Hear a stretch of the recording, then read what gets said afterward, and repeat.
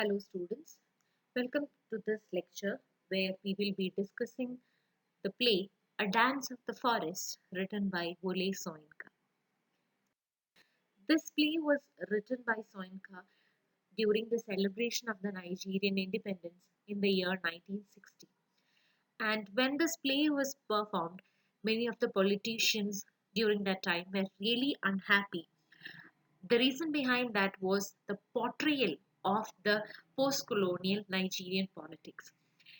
Soinka presented the reality, the brutal reality that the political situation in Nigeria. And we can find that there was a lot of corruption.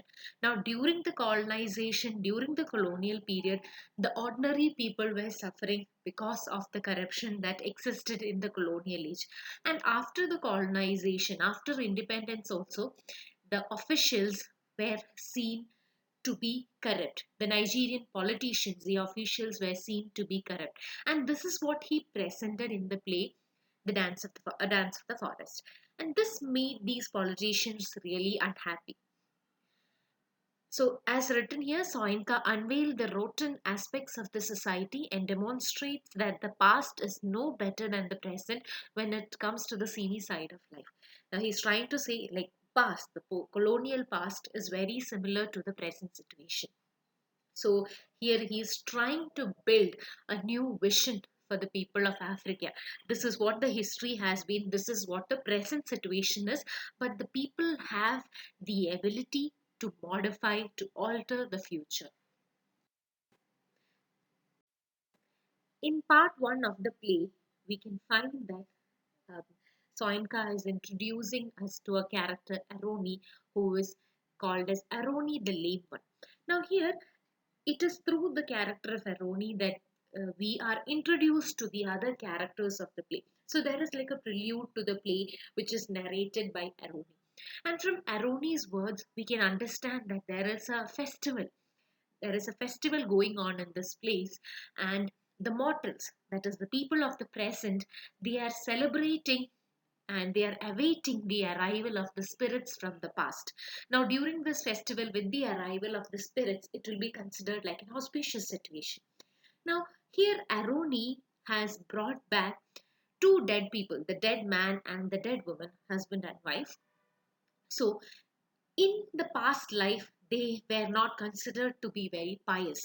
They were not considered by the people in the past to be living a modest life. And because of that reason, these two souls, the spirit of the dead man and the dead woman, they were not able to complete the cycle of life. They have not got that liberation. And they are kind of spirits who are wandering. And it is these spirits, these two spirits that Aroni has brought back to the mortal world to be a part of the celebration.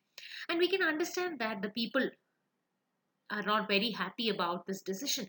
The people are not very excited on seeing this dead man and the dead woman back. Now, what is a reason behind these characters to be brought back to life is that Aroni knows the truth of why this dead man and dead woman is not able to complete the cycle of life. You know, why they are considered to be wandering, or they are still suffering from the miseries of the past. Aroni knows the reality. And he understands that the reason behind these two characters suffering are for humans, for mortals. Now, they are mortals in the present life, and they are the reason why these two people are suffering. So, he wants to bring back the dead man and the dead woman and finally give them the justice that they deserve. We are introduced to other four characters, the other four mortals, Rola, Adenabi, Demok, and Obaniji. So these are the four mortals who are responsible for this situation. We have other characters as well who appear in the play. Now, as the play begins, we can see that the dead man and the dead woman is emerging from under the soil, and you can see that the dead man is still wearing the costume of the captain. So, in the past life, he was a captain in Matakaribu's army. Matakaribu was an emperor. The dead man was a captain in Matakaribu's army, and he's still wearing that warrior outfit. It's torn. It is. it is not having that same majestic appearance it had in the past. It is torn. It is, you know uh, he has been under the soil for many years, and the effect is seen on the warrior costume as well. And you can find that the dead woman, she is pregnant. She has a belly, she is pregnant. So this is the appearance of the dead man and the dead woman. So as they emerge out of the soil, they are awaiting someone to take their case, to finally provide them with justice.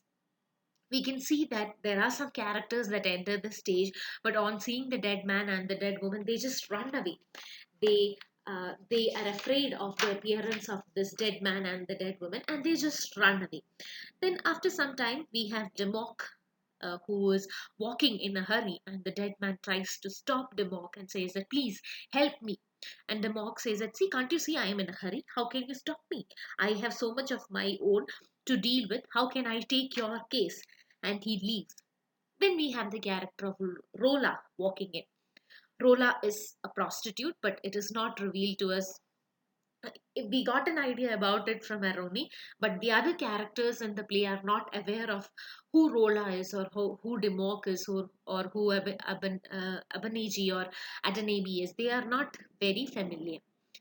So here, when Rola enters from a distance, when she sees this man, she is trying to play with him, and on reaching closer to this man, she realizes that this is a dead man, and she feels disgusted and kind of humiliates the man and walks away. On seeing the response that Rola gives, the dead man feels very sad. He is not happy with the treatment that he has received, and he feels that, this is how he was treated in the past life, and this is what is happening right now as well. So at this point, the the dead woman is also unhappy, and she says that, I have been pregnant for nearly a century, and still there is no one to take my case. There is no one to provide me justice.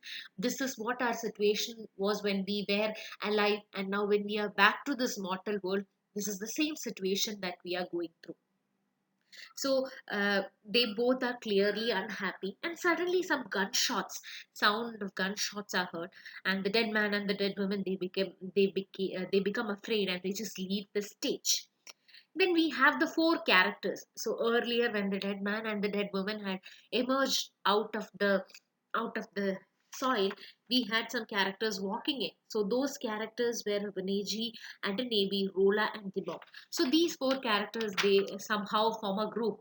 They somehow meet backstage. They talk to each other, and now they are like a group, and they walk into the stage. Now we can find that there are some casual conversations happening between these four characters.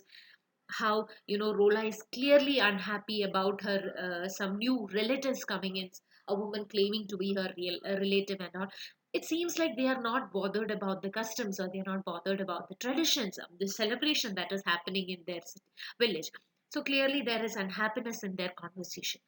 And during this conversation, we can find that Demok is carving something. Demok has a piece of wood and a stone, and using the stone, he is carving this wooden piece. When while this conversation is happening, this is what he is doing. So, like I mentioned, these four characters, they are not familiar with each other. They don't know each other, and from their conversations, we understand that it is recently that they came to know each other. They started talking to each other. And on seeing this carving that Demok is, engaged in, suddenly the other people recognize him to be a carver. Now, in this whole festival that is happening, there is a tradition that there will be a carver who is to carve some sort of totem for the festival. And they figure out that Demok is the one who is carving the totem for the town, for this celebration, for this festival. And so, again, this conversation is happening, and we can find that there is a sound of a bell. Something is heard, and they all decide to leave. That is when we have the dead woman and the dead man walking in, and these four characters, we can see that two of them decide, we have to kind of bully them, or we have to have a conversation with them, but the others resist it, and they all leave the stage. Now we have the dead man and the dead woman just walking onto the stage. They look around, and they also leave.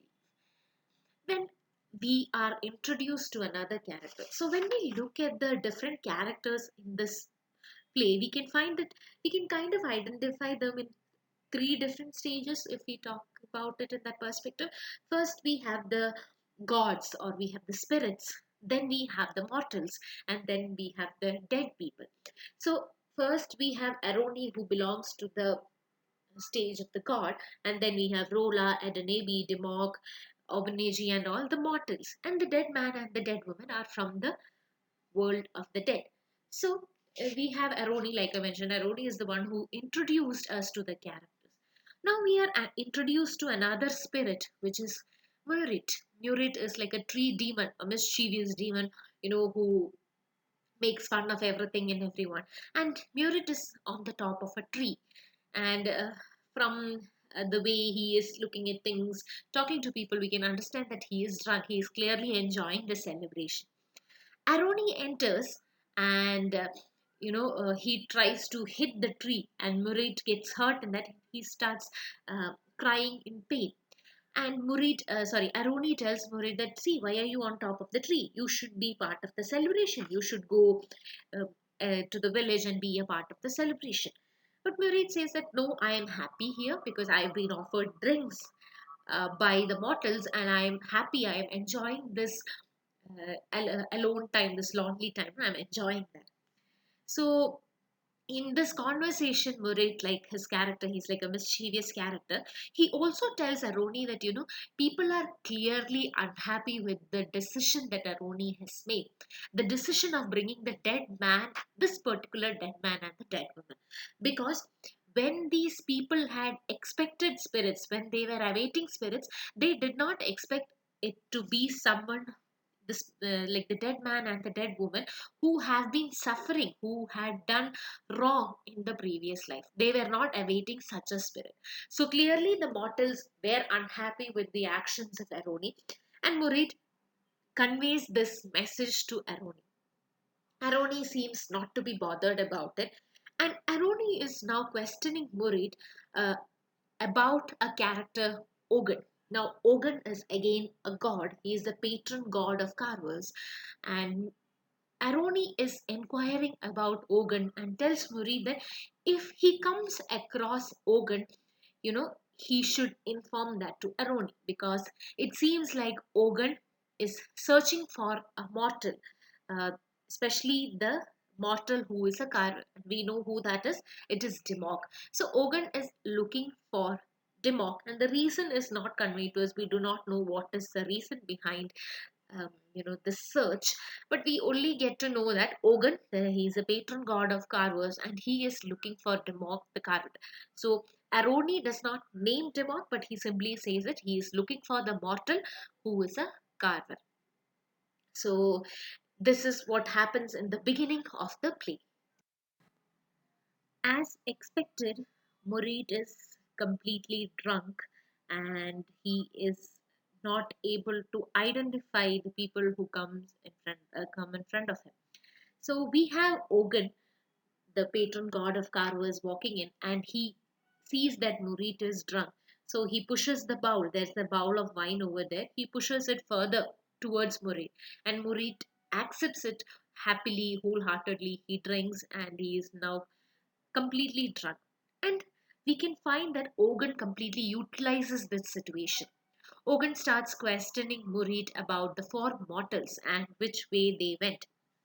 Uh, Murid first is not able to identify Ogun, and he just points to one direction. But later he gets sort of hint, or maybe he has some doubts that this is Ogun, and he directly asks that, you are Ogun, right? And Ogun completely denies that, and he says, I have been sent by Aroni to inquire about the four mortals. And Murid tells it, okay, they went this way. And Ogun also leaves the stage. Now we have those four people, the newly found friends, those four people walking in again, and they are talking about the dead man, they're talking about the dead woman, they're talking about the talk of the town. Here we can hear that they're talking about, how people are unhappy with the dead man and the dead woman. And in between this conversation, they also start talking about their personal lives. We have Obaneji and Adanabi, who are government officials. They work for the government.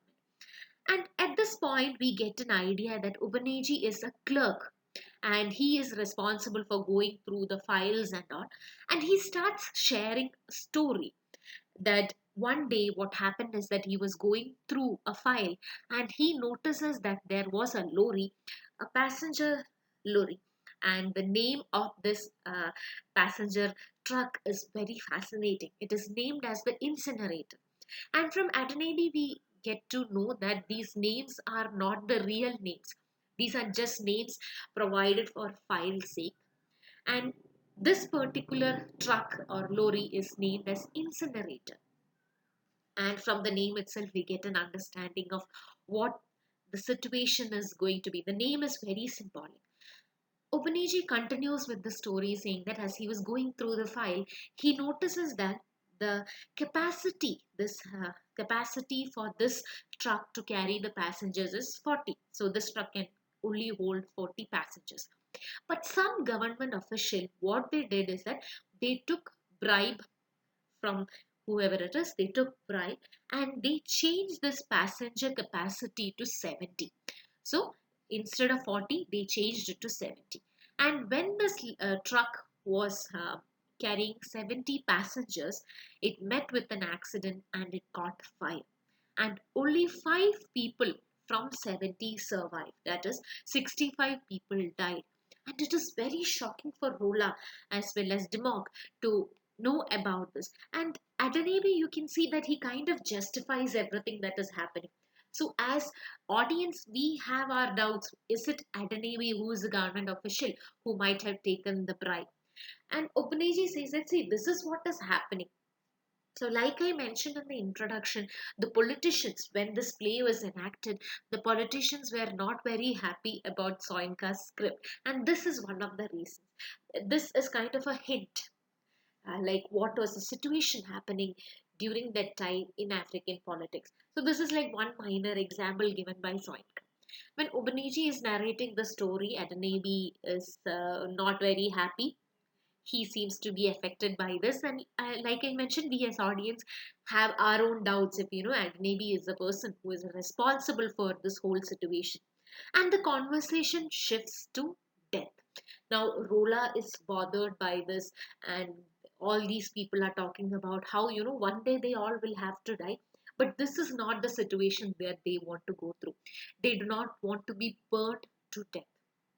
And while this conversation is happening, we can find that Rola is trying to be very seductive towards the men. She tries to be very seductive towards Obaniji, and she's trying to seduce him, but Obaniji requests her to keep her distance, and she gets agitated and she says that I have done nothing wrong. If I don't have the guilt of killing 65 people. I am not responsible for that. And we can find that Ubaneji as a joke. He says that she is that kind of woman. She looks like a woman who would drive men to madness and self destruction. So these are the terms used by Ubaneji, and this shocks her, and she's angry. And Obaniji finally feels frustrated from the conversations that he's having with Rola, and he says that I want to be alone. And she says that okay, if you want to be alone, go to the there's a funeral ground kind of situation. You can go there. There you can be all alone. You can be all alone over there. No one will be there to disturb you. All those sorts of conversation. Even in this conversation, she is being very seductive. She's trying to seduce Upaneshi. And that is when Dimok suddenly realizes who this woman is. Like I mentioned, these 4 people, they do not know each other. They are introducing themselves to each other. That's how they got to know Dimok is a carver. Then Obaneji and Adanabi are government officials. And here, Dimok recognizes Rola to be Madame Tortoise. Now, Madame Tortoise is a prostitute. When Demok realizes that Rola is Madame Tortoise, the infamous prostitute, he says that, she was the image in his mind when he was carving the totem. Now there was a tree in the center of the town, and it was Democ and his friends who carved it into a pole for the celebration. And Democ is now saying that, it was the image of Madame Tortoise in his mind while he was carving the totem. At this point, Obanegi and Adanabi, they are clearly furious to know that this woman who was sitting next to them was the prostitute Madame Tortoise, and Adanabi continues to belittle her, continues to taunt her, and she becomes very sad. You can find that Rola is very sad at this point, and she cannot take it anymore when these people are criticizing her, trying to make fun of her, calling her a prostitute. And it is at that point where the dead man and the dead woman walks in, and Demok rushes to the dead man and asks him, are you Arimol? So we kind of understand who Arimol is and why Demok is not a part of the celebration. Now, when the celebration is happening in the town, these four people are reluctant to be a part of it. And why Demok is not a part of it is revealed at this point. Demok here says that, he and his friends were carving the totem, and Arimol was one person who was carving along with Dimok. And clearly, there was some sort of envy, there was some sort of jealousy from Dimok's side towards Arimol, because Arimol was a better carver. He was doing a better job than Dimok. And because of this jealousy, he pushes Arimol from the top of the tree, and Arimol falls down and dies. So he has that guilt in him. Demok is carrying that guilt in him, and that is haunting him, which is the reason why he does not want to be a part of the celebration. So at this point, he is asking the dead man, are you Arimol? You are a spirit from the dead, world of the dead. So are you Arimol? Have you come back from the spirit world to haunt, Demok? And the dead man is clearly unaware of who Arimol is, or who this Demok person, who is this person talking to him. And at this point, they hear a noise, someone calling Demok's name. And it sounds like it is Demok's father. It is the voice of Demok's father. And he clearly wants to go meet his father, and they walk out of the stage, but here they walk out in the opposite direction. The dead man and the dead woman also leave at this point. So Demok had left the stage because he had heard someone calling his name, and it was like the sound of his father. But it turns out to be Ogun who was imitating the voice of his father to allure him. But like I mentioned, he walks in the opposite direction. He does not reach towards Ogun. And Ogun also is unhappy. His plan did not work and he leaves. Then we have an old man entering. Now, this old man, this particular old man is like the head of this village. He is considered like the senior. And this old man, his name is also Demok, and he is, we can call him Demok Senior. He is Demok's father. Now he has come in search of his son because he knows what his son has done, and his son is wandering through the forest carrying that guilt with him. So he has come here in search of his son. And at this point, he is not able to find his son. There are some other people along with him, and Adanabi enters the scene. So Adanabi had left with the others, but Adanabi comes back, and he starts having the conversation with the old man. Now, since he is like a chief of this town, everyone knows him, and Adanabi also recognizes him. And Adanabi, starts blaming the old man for having trusted Aroni and for having brought this old dead man and the dead woman back, because clearly all the other people are not happy with the arrival of the dead pair. And at this point, Adanibi, he talks about the frustration that the people are having. And in this conversation, somewhere the old man talks about his son, and Adanibi recognizes the old man to be Demok's father. And Adanibi says that, yes, I was with your son, I was walking along with your son, and the prostitute, Madame Tortoise, was also there along with your son, along with person, another person also, Obaneji. So in this conversation, when this old man gets to know that Adanabi was with his son and Adanabi was voicing the concern of all the people in the town, he comes up with a plan. So at this point, he decides that to burn the whole forest down. And the plan he comes up with is to burn the forest using petrol. He says that this stench of petrol, the spirits cannot tolerate that stench and that smell, and they will leave immediately. And also, it will be easy for him to find his son because everyone will come together in one place when the forest is burning, right? So, in that way, he can find his son as well. Now, these people, the old man, the people along with the old man, they are waiting for a person called Agboreku. Agboreku, another mortal, he has gone to meet Murit. He has gone to meet Murit to extract information about the old man, sorry, the dead man, the dead woman, and Aroni. And when Agboreko returns, he says that, uh, clearly Aroni is supporting the dead man and the dead woman, and there is no way that we could send them back because Aroni is supporting them. Aroni is kind of in favor of the dead man and the woman. So this Demok Senior decides to go with his plan and he brings in a lorry. Again, we have a lorry.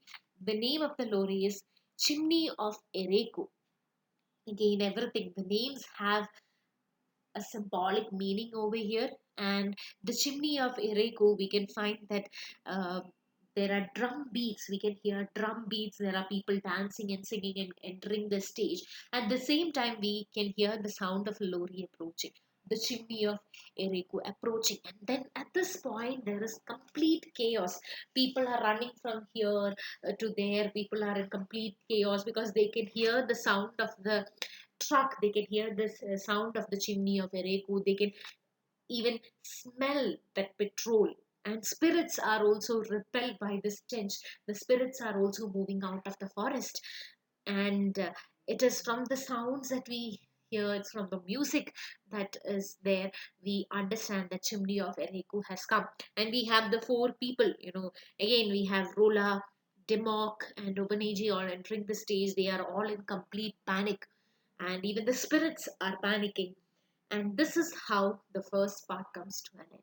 Now, in this first part, we have many themes that appear. We do have symbolism as well. For example, like I mentioned about the names, Shimni of Ereku or incinerator, all these names are very symbolic. And also the themes like the idea of corruption. Wole Soyinka was talking about the corruption existing in the Nigerian politics. This is an example for that. The example of that passenger lorry, as well as this situation where this old man who is the chief, who should be the representation, who should be the representative of the town, as well as the representative of the culture, the tradition that the African or the Nigerian people represent, because he is the chief of that village or the town. And for his personal needs, he is ready to sacrifice all that. He is ready to sacrifice the forest. He is ready to sacrifice the natural resources. So this is a reflection of the general human behavior, of how humans turn out to be very selfish. They consider themselves to be the center of the universe. They consider themselves to be like the top of the food chain. It is this particular situation revealed to us over here. This The character of this old man, he is ready to go to any extent to keep his name. He is the chief and he is responsible for bringing this dead man and the dead woman. So he wants to get rid of that. He wants to find his son. So for his personal needs, he is ready to sacrifice this forest. In this part one, we have so many themes, such kind of themes discussed by Wole Soyinka, and that is how the part one of the play comes to an end.